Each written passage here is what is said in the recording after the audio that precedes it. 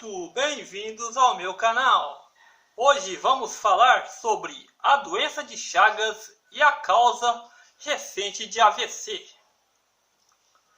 A doença de Chagas é uma condição infecciosa parasitária causada pela infecção pelo protozoário Trypanosoma cruzi. A relação da doença de Chagas com acidentes vasculares encefálicos isquêmicos, AVCI.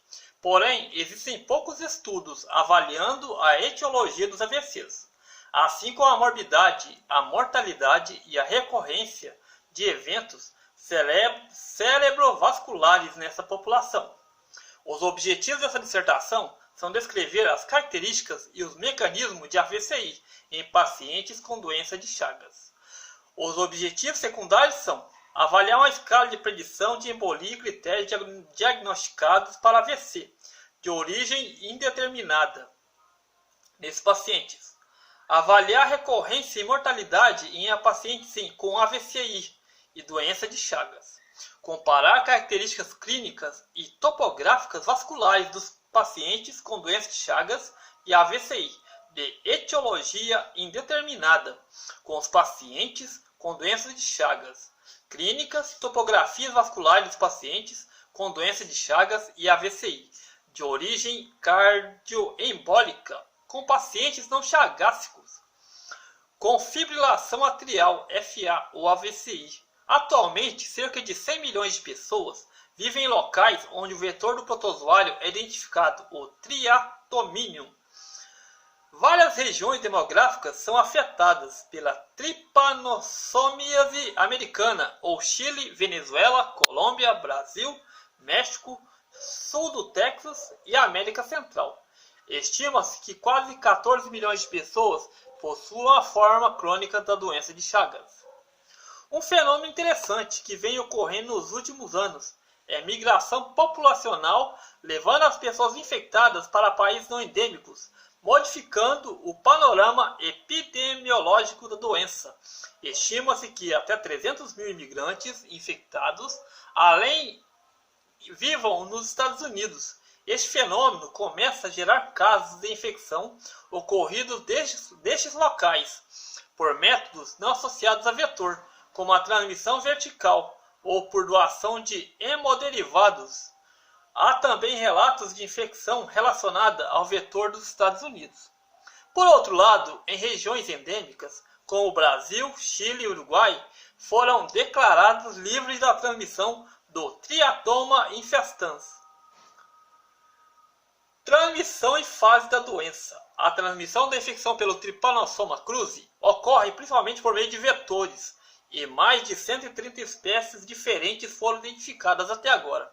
Triatona infestans, Rhodinius, Prolixus, Panthrongylus, Megistus e Triatoma dimidata são os principais. Os transmissores são insetos da família dos triatomíneos.